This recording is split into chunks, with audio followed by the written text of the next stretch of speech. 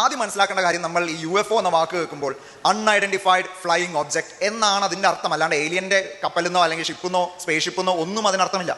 UFO നമ്മൾ scientifically use ചെയ്യുന്ന ഒരു വാക്കാണ്. അതിൻ്റെ അർത്ഥം എന്താണ്? അൺഐഡന്റിഫൈഡ്, തിരിച്ചറിയാൻ പറ്റാത്ത പറക്കുന്ന ഒബ്ജക്റ്റുകൾ. അല്ലാണ്ട് എന്തല്ല, ഏലിയൻസിന്റെ സ്പേസ് ഷിപ്പ് എന്നൊന്നും ഏതിനർത്ഥമില്ല, UFOയ്ക്ക് അർത്ഥമില്ല.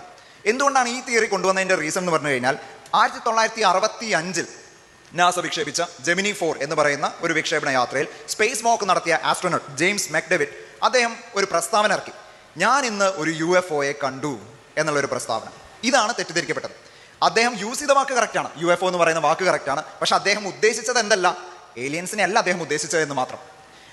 സയൻസിൽ അല്ലെങ്കിൽ ഫിസിക്സിലെ UFO അൺഐഡന്റിഫൈഡ് ഫ്ലൈയിങ് ഒബ്ജക്ട് എന്ന് പറഞ്ഞു കഴിഞ്ഞാൽ തിരിച്ചറിയാൻ പറ്റാത്ത ഏതോ വസ്തുവിനെ അദ്ദേഹം സ്പേസിൽ നിന്ന് കണ്ടു എന്നാണ്. എന്തായിരിക്കാം ഈ തിരിച്ചറിയാത്ത വസ്തു? അത് ഒരു പക്ഷേ സ്പേസിൽ ചുറ്റി തിരിഞ്ഞുകൊണ്ടിരിക്കുന്ന സ്പേസ് ഡെബ്രി അല്ലെങ്കിൽ വേസ്റ്റുകളായിരിക്കാം. ലക്ഷക്കണക്കിന് സാധനം ഞട്ടും ബോൾട്ടും ഇങ്ങനെ തിരിഞ്ഞുകൊണ്ടിരിക്കുകയാണ് ഭൂമിക്ക് ചുറ്റും.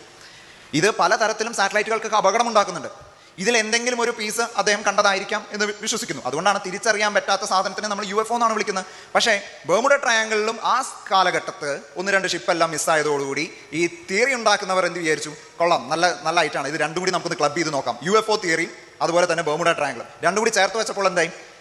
ഏലിയൻസ് വന്ന് നമ്മളുടെ കപ്പലുകളും വിമാനങ്ങളും റാഞ്ചുന്നു എന്നുള്ള രീതിയിലോട്ട് അവരെ ഒരുക്കിയെടുത്തു.